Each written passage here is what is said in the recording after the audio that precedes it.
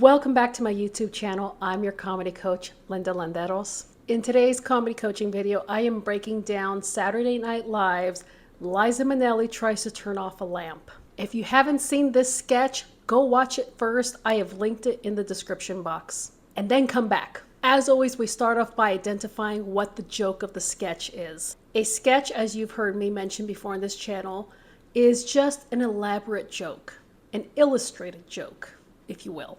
Part of the joke here is the impression in itself, as Liza Minnelli is a well-known figure in pop culture, and Kristen Wiig did many impressions during her tenure at Saturday Night Live. In general terms, impressions are funny because we take aspects of a person, a pop culture, celebrity, whatever, and we exaggerate the things that we find funny about them. Exaggeration is hyperbole, which is a form of figurative language. And it's how I teach you to write jokes in my Intro to Comedy course, which you can learn more about by checking out the link in the description box below.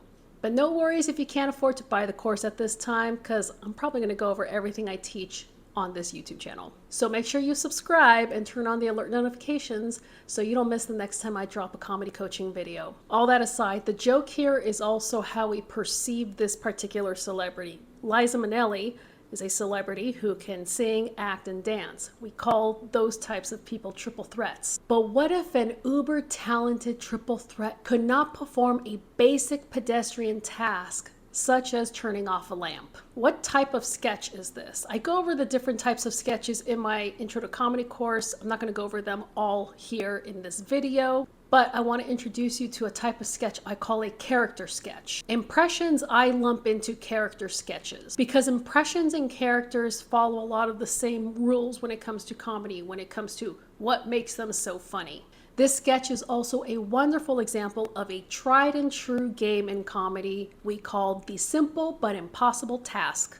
In these types of sketches, the funny comes from not being able to perform a basic, simple task, but really needing to do so. With a simple but impossible task type sketch, it's important to set up your character as genuinely needing to or wanting to complete the task. Give them some stakes. Because it's not funny to watch someone not be able to do something they don't want to do. Rather, it's funnier to watch them try and fail. We see Liza Minnelli make several attempts, but every time she gets distracted by her own ramblings. Okay, so now let's break down the 5 parts of a sketch. The setup is very quick, simple, and effective, and is accompanied by a title card that says the name of the game, Liza Minnelli Tries to Turn Off a Lamp, with a voiceover introduction. The announcer names the game of the sketch, and this name the game device is something we will see and talk more about in future coaching videos. So let's put a pin in that term for now as I move on to the conflict. A conflict is introduced when the character, who's played by Jonah Hill,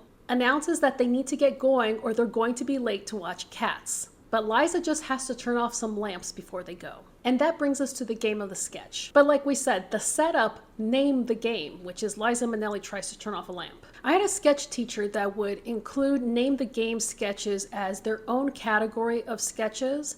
And I think that's fine, but on a deeper level, I don't teach it that way because I feel like name the game is more of a device, because in every sketch you have to name the game in some way or another.